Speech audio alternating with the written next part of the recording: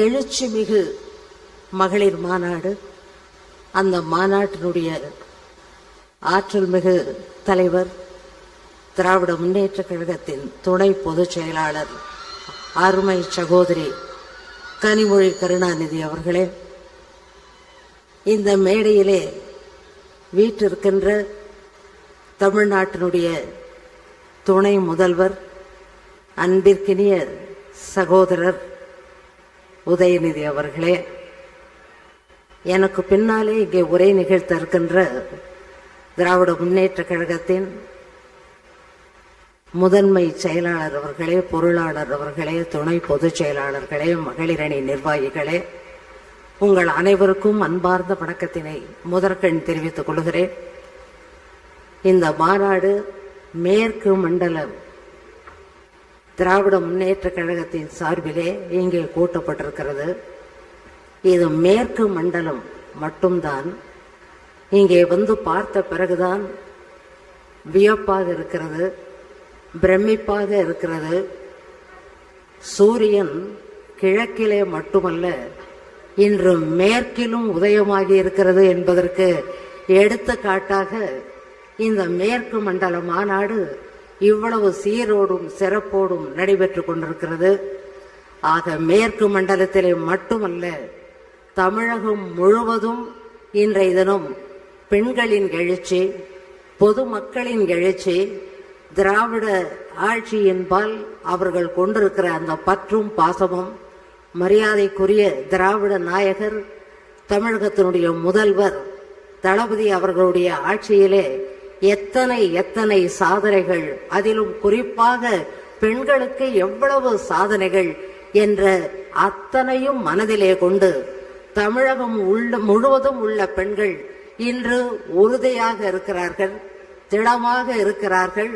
மீண்டும் தமிழகத்திலே 26 திராவிட முன்னேற்ற கழகத்தின் ஆட்சிதான், மீண்டும் நம்முடைய முதல்வர் தான் தமிழ்நாட்டுடைய முதல்வர், எங்கள் ஓட்டு உதயசூரியனுக்குத்தான் என்பதிலே உறுதியாக இருக்கிறார்கள். அதற்கு முதலாக இந்த மேற்கு மண்டல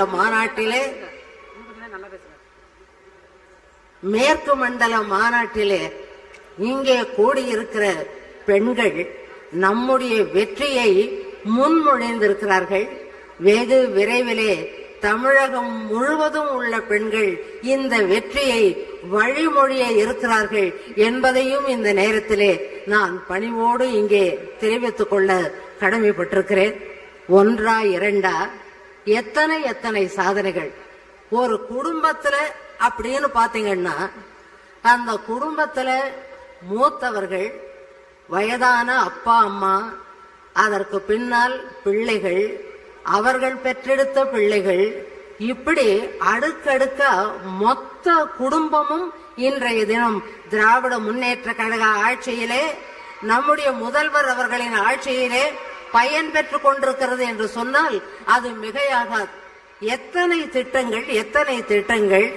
பெண்களுக்கு இலவச பஸ் பயணம், மாணவர்களுக்கு காலை சிற்றுண்டி, உரிமை தொகை, வீடு தேடி இன்னைக்கு வந்து ரேஷன் பொருட்களை கொடுக்கறாங்க. எத்தனை பேர் பாராட்டுறாங்க, பெண்கள் எவ்வளவு பாராட்டுறாங்க. வயதான பெண்கள் ரேஷன் கடையில போய் கியூல நின்று வாங்க முடியாதவங்க எல்லாம் இன்னைக்கு நம்முடைய முதல்வரை கையெடுத்து கும்பிடுறாங்க. எங்க வீடு தேடி இன்றைய தினம் ரேஷன் பொருட்கள் வந்துகிட்டே இருக்குன்னு. கல்வி கற்கிற வந்த மாணவர்கள், அவர்களை ஊக்கப்படுத்தும் வகையிலே எத்தனை திட்டங்கள்! மகளிருக்கு உரிமை தொகை மாசம் 1000 ரூபாய். அந்த பிள்ளைங்க ஸ்கூலுக்கு போறதுக்கு கொஞ்சம் சுணக்கம் இருக்கிற பிள்ளைங்க கூட இப்ப ஸ்கூலுக்கு போறதுன்னா மகிழ்ச்சியா போறாங்க. காரணம், திராவிட முன்னேற்ற கழகம், அது எல்லாருக்கும் ஒன்னான குடும்பம்.